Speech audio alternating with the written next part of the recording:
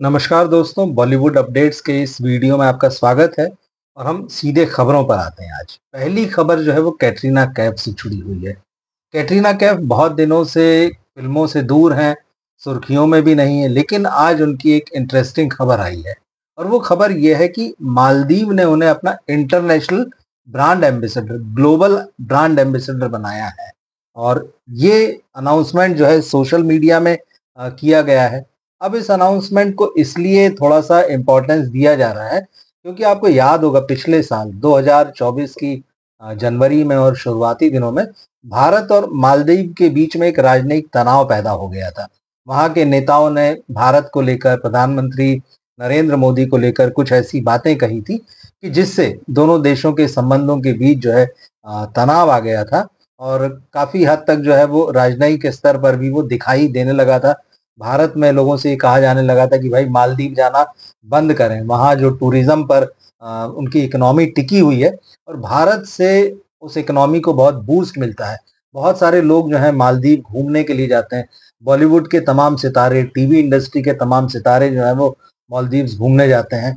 तो ऐसे में ये कहा गया था कि हमें मालदीव्स का बायकॉट करना चाहिए और फिर उसका कुछ असर दिखा भी। लेकिन अब ऐसा लगता है कि वो असर जो है कुछ ख़ास ढंग से काम कर रहा है। और यही वजह है कि मालदीव्स ने जो है बॉलीवुड एक्ट्रेस कैटरीना कैफ को अपना ग्लोबल ब्रांड एम्बेसडर बनाया है। और ये अनाउंसमेंट ऐसे समय हुआ है जबकि कहा जा रहा है कि अगले महीने मतलब जुलाई में प्रधानमंत्री नरेंद्र मोदी मालदीव्स की यात्रा करने वाले हैं। तो ये कैटरीना कैफ को लेकर खबर है। हालाँकि उनकी फ़िल्मों की खबरों का लोग इंतज़ार करते हैं। हमें लगता है थोड़ा और इंतज़ार करना पड़ेगा। दूसरी खबर राजामौली साहब को लेकर है। बाहुबली और आरआरआर जैसी फ़िल्में बनाने के बाद ये चल रहा था कि भाई उनकी अगली फ़िल्म कौन-सी होगी। तो उनकी अगली फ़िल्म की शूटिंग तो शुरू हो चुकी है। महेश बाबू हैं उसमें, प्रियंका चोपड़ा है, आर माधवन की भी एंट्री हो चुकी है। और बताया जा रहा है कि ये हिंदुस्तान की अब तक की सबसे महँगी फ़िल्म होगी। 1000 करोड़ रुपए इस फ़िल्म का बजट बताया जा रहा है। और इस फ़िल्म की शूटिंग शुरू हो गई है और कुछ हिंदुस्तान में होगी। उड़ीसा में इसका कुछ हिस्सा शूट हुआ तो वहाँ से कुछ तस्वीरें वगैरह लीक हो गई थी पिछले दिनों कि अमेज़न के जंगलों में भी ये फ़िल्म शूट होगी और ग्लोबल लेवल पर होगी, दुनिया के अलग-अलग हिस्सों में शूट किया जाएगा। तो इसका साफ-साफ मतलब है कि ये ग्लोबल कहानी है। लेकिन इस ग्लोबल कहानी की रूट्स कहाँ हैं, ये अब पता चल गया है। खबर ये आ रही है कि राजामौली की इस ग्लोबल कहानी की रूट्स जो है न केवल भारत में बल्कि भारतीय संस्कृति में और उसमें भी रामायण में जाकर जो है कहीं न कहीं कनेक्टेड है और जुड़ी हुई हैं। अब जो लेटेस्ट अपडेट आया है वो ये आया है कि इस फ़िल्म में जो फ़िल्म के हीरो हैं महेश बाबू, वो संजीवनी बूटी की खोज करते हुए नज़र आएँगे। वो एक ऐसे जादुई प्लांट की तलाश कर रहे हैं जो जीवन रक्षक है।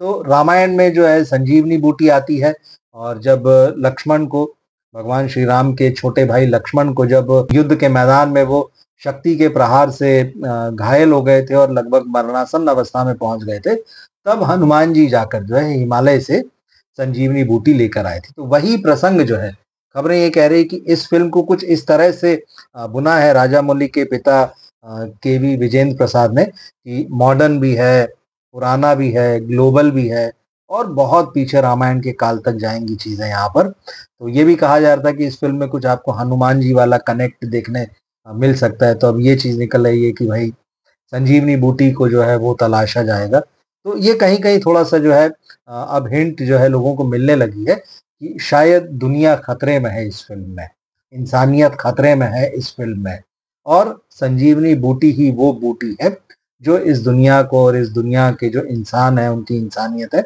उनको बचा सकती है। तो देखते हैं इस फ़िल्म के क्या डिटेल्स आएँगे। तो जैसा मैंने कहा कि महेश बाबू के साथ में प्रियंका चोपड़ा हैं, आर माधवन है, पृथ्वीराज सुकुमारन भी हैं।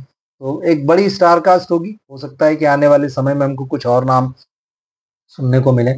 अब इस खबर के बाद में जो तीसरी खबर है वो आमिर खान को लेकर है। 20 जून को उनकी फ़िल्म सितारे ज़मीन पर जो है वो रिलीज़ होने जा रही है। आमिर लगे हुए हैं पूरी तरह से अपने लेवल पर फ़िल्म का प्रचार करने में। लेकिन एक सवाल यहाँ उनके सामने लोगों ने फिर रख दिया है।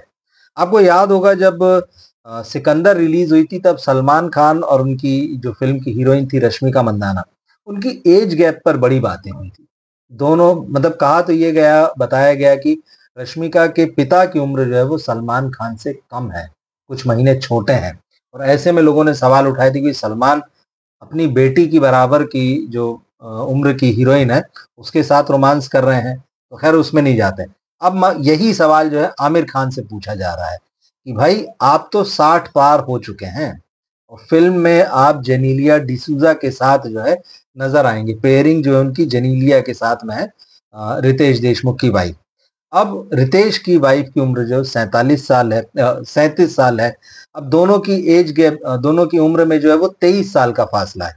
60 प्लस के आमिर और 37 साल की जेनेलिया डिसूजा, तो लगभग ये 23 साल का फासला है। तो लोग पूछ रहे हैं कि भाई ये किस तरह की पेयरिंग है। तो आमिर खान ने इसका एक बड़ा, आप कहिए इंटेलिजेंट जवाब कहिए या जिस तरह से बड़ा स्मार्टली जवाब दे जाते हैं, उन्होंने कहा कि भाई आजकल हमारे पास वीएफएक्स है, तो वीएफएक्स से हम बहुत सारी चीज़ों को मैनेज कर लेते हैं। और एक और बात उन्होंने इस फ़िल्म में अपने कैरेक्टर के बारे में बताई कि वो इस फ़िल्म में बास्केटबॉल के कोच बने हैं। जो स्पेशली एबल्ड चाइल्ड होते हैं या जो पर्सन होते हैं, उनको बास्केटबॉल की ट्रेनिंग देते हैं। तो बास्केटबॉल के कोच बने हैं। तो उन्होंने बताया कि मैं इस फ़िल्म में 40 साल के उम्र के आस-पास के व्यक्ति का रोल निभा रहा हूँ। अब जब वो 60 के हैं, तो ये तो ख़ैर आमिर खान की खूबी है ही कि उन्होंने जब थ्री इडियट्स में कॉलेज स्टूडेंट का रोल प्ले किया था, तो कोई भी ये कह नहीं सकता था उनको देखकर कि ये कॉलेज जाने वाला लड़का नहीं है। इतने विश्वसनीय ढंग से उसको निभाया था और उनके चेहरे पर उम्र दिखती भी नहीं है। तो उनका कहना है कि भाई 40 के आसपास का मेरा इस फ़िल्म में रोल है, एज ग्रुप के हिसाब से वीएफएक्स हमारे पास हैं और जेनेलिया जो है वो 37 की हैं, तो वो उस एज ग्रुप में नज़र आती। तो इसका मतलब ये है कि भाई आप जब पर्दे पर हमारी जोड़ी को देखेंगे, तो कोई ऑकवर्डनेस जो है वो फ़ील नहीं होगी। तो ये बात तो सही है, वीएफएक्स ने फ़िल्म इंडस्ट्री का काम जो है बहुत आसान कर दिया। एक दौर में जब अमिताभ बच्चन और दिलीप कुमार जैसे सितारे 50-55 के होते थे, तो उनके चेहरे पर उम्र दिखती थी। उनको अपनी इनिंग बदल लेना पड़ती थी। वो हीरो बनते-बनते जो है वो सीनियर रोल्स में आ गए थे। मगर आज की डेट में जो एक्टर्स हैं, चाहे आप खान तिकड़ी की बात कर लीजिए, अक्षय कुमार की बात कर लीजिए, अजय देवगन की, ये वीएफएक्स के भरोसे जो है लगातार चले जा रहे हैं। तो आमिर खान के बारे में आप कह सकते हैं कि उन्होंने बहुत ही ईमानदार जवाब दिया है।